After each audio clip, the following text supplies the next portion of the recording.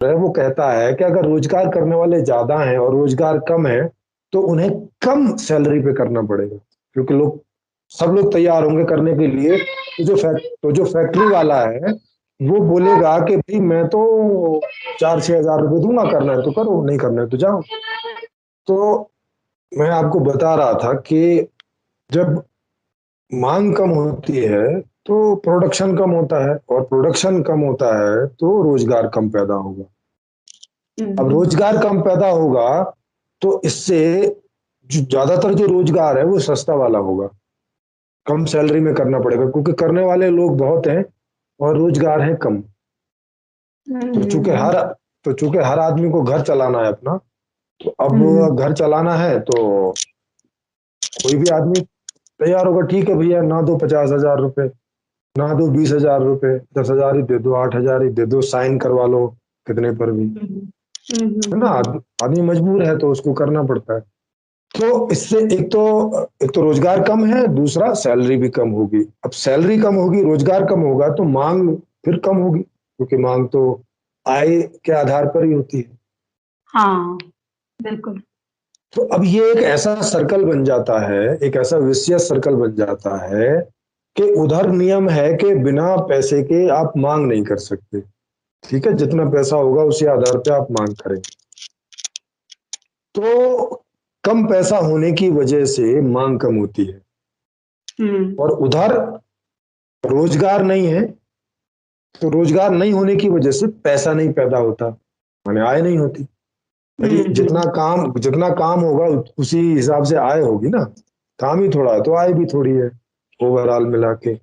उधर कम मांग के कारण रोजगार कम होता है, और कम रोजगार के कारण मांग कम होती है। समझ रहे हैं, ये दोनों नियम दोनों तरफ जो है वो एक दूसरे को कम करके रखते हैं, एक दूसरे को नीचा करते रहते हैं, एक दूसरे को दबा के रखने की कोशिश करते हैं। हम्म। कम मांग की वजह से रोजगार नहीं पैदा होता, और रोजगार नहीं होने की वजह से मांग नहीं पैदा होती। तो ये दोनों नियम एक दूसरे को दबा के रखते हैं। दबा के का मतलब है कि जो आपका इकोनॉमिक्स है उसको मिनिमाइज करके रखते हैं, कम से कम पर। मतलब अगर हम मांग नहीं कर रहे हैं तो उतना प्रोडक्शन नहीं है, तो उतनी रोजगार की जरूरत नहीं है, और कम रोजगार मतलब कम इनकम, फिर वहीं पे आ जाते हैं। तो मतलब जो ये सर्कल जो आप बता रहे विशेष सर्कल है, इसकी वजह से हमारा अर्थशास्त्र कमजोर सा दिखाई देता है। यही आप हाँ कह रहे हैं? जैसे, जी हाँ, जैसे आप लाइव एग्जाम्पल ले लो, जैसे आप एक टैब चाहती हैं, आप एक टैब हम्म। खरीदना चाहती हैं, हाँ।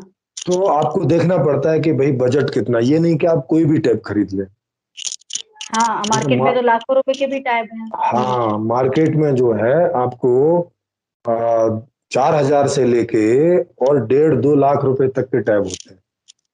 बिल्कुल। समझ रहे हैं? और अगर आपको कुछ थोड़ा भी ठीक सा काम करना है तो 30-40 हजार रुपए के नीचे वाला टैबलेट कोई ठीक से काम नहीं करता है। मतलब उसमें ठीक है, हम्म। आप थोड़ा इंटरनेट देख लीजिए, थोड़ा यूट्यूब देख लीजिए, इससे ज्यादा कोई प्रोफेशनल काम नहीं करता है ठीक से, हाँ। जिसके लिए लोग लेना चाहते हैं। तो अच्छा वाला जो टैब है वो 1 लाख के आसपास, आप सोचो कि 1 लाख वाला जो टैब है वो समझो कि टैब होता बेहतरीन। है। हम्म। हाँ, जिसे टैब बोले वो टैब होता है। अच्छा स्मूथ परफॉर्मेंस देता है, आपके सारे जो काम कर देता है, जो भी काम के लिए टैब लिया जाता है। अब हम्म। 1 लाख रुपए का टैब कौन ले सकता है? हाँ, जिसकी मंथली इनकम 4-5 लाख रुपए हो तो वही सोच पाएगा। हाँ, तो अब आप सोचिए कि ये तो बहुत थोड़े से लोग हैं जो जो इतने का टैब लेंगे, लेकिन लेना तो बाकी भी सब चाहते हैं। हाँ, तो थोड़ा कम बजट का लेंगे। हाँ लेकिन बहुत सारे बहुत सारे लोगों के पास तो उतना भी बजट नहीं होता कि 4 हजार वाला भी खरीद सके। हाँ, बल्कि 10-15 हजार वाला भी हम खरीदते तो हम सोचते हैं उसको कहीं ईएमआई में कन्वर्ट करा के थोड़ी हाँ, इनकम के बेसिस पे सहूलियत हो जाए, इस तरीके से। Yes yes yes. हम्म। तो और हमें कहीं और दूसरी जगहों में कमी करनी पड़ती है। एक एक बार टैब ले लिया तो अब 4-6 महीने जो हम उसकी ईएमआई भरेंगे, तो जहां खर्च कर रहे होंगे वहां से हम कम कर देंगे, माने वहां मांग कम हो जाएगी। हाँ, अक्सर मिडिल क्लास, खासकर मिडिल क्लास इसी तरीके से करता है। हम्म। हाँ, तो कुल मिला के आप देख सकते हैं कि जितना जितनी आय है टोटल, जैसे भारतवासी की लगा लें 140 करोड़ लोग हैं, तो 140 करोड़ लोग की जितनी आय है उनकी सबकी आय मिला दें टोटल, और इसमें जो 73% आय है वो 1% लोगों की जेब में है। इस बात को ध्यान रखिएगा।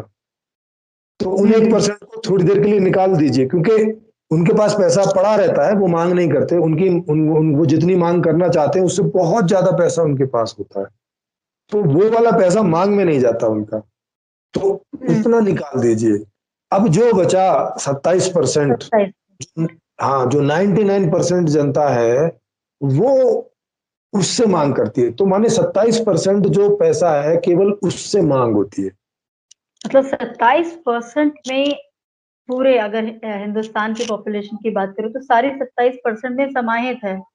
हाँ, और 1% पॉपुलेशन को छोड़ दें बस उसमें से, तो 99% जो जनता है, माने 130 करोड़ समझ लो, 140 में से 130-135 करोड़ जो जनता है, वो भारत की कुल जो आय है उसका 27% मांग करती है, और ये 27% भी सारा मांग नहीं कर लेती, क्योंकि कुछ फ्यूचर के लिए भी बचा के रखती है।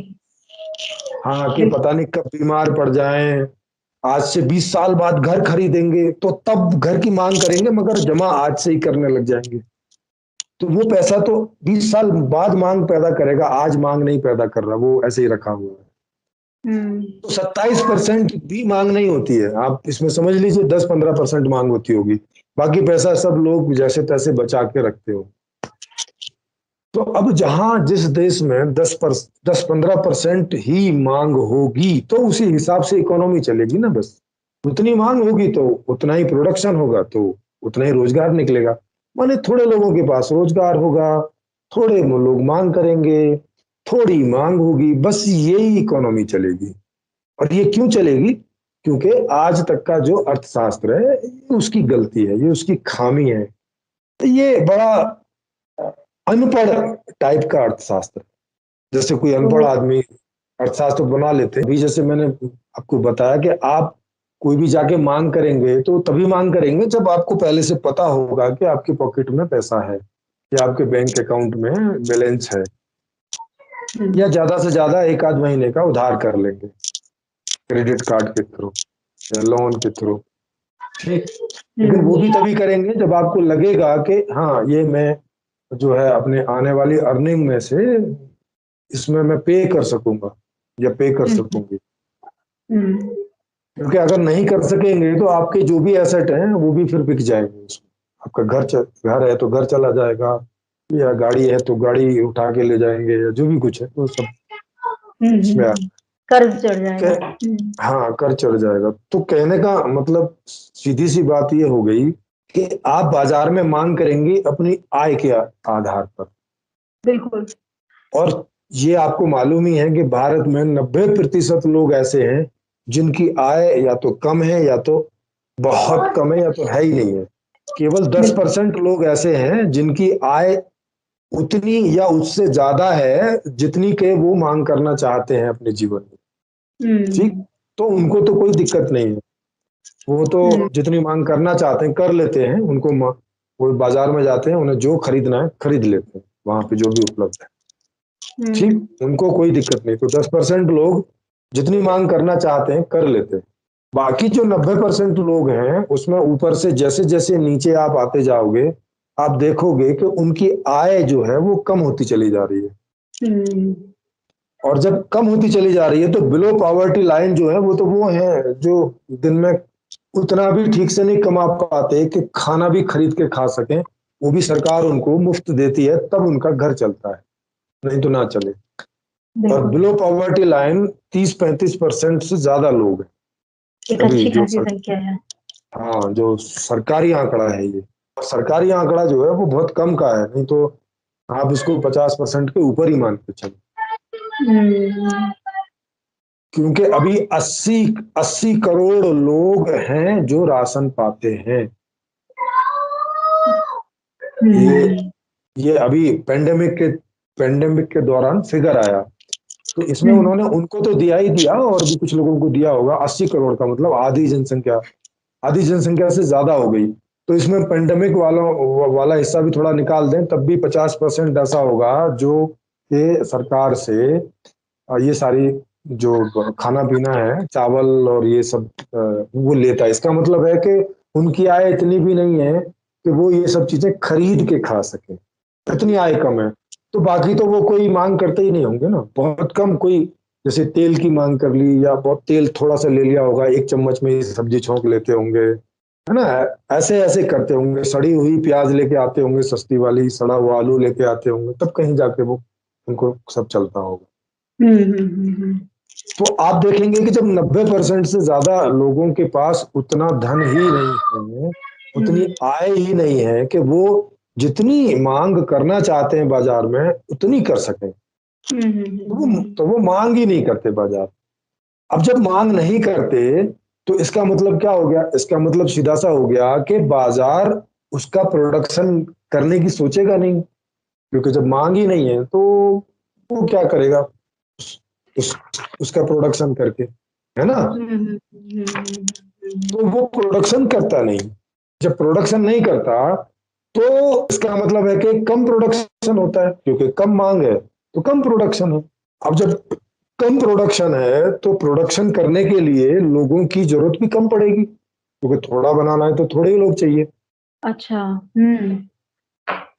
थोड़े लोग हम्म चाहिए ना फिर। अब थोड़े लोग चाहिए का मतलब है कि जो एम्प्लॉयमेंट है, जो रोजगार है, वो थोड़ा पैदा होगा।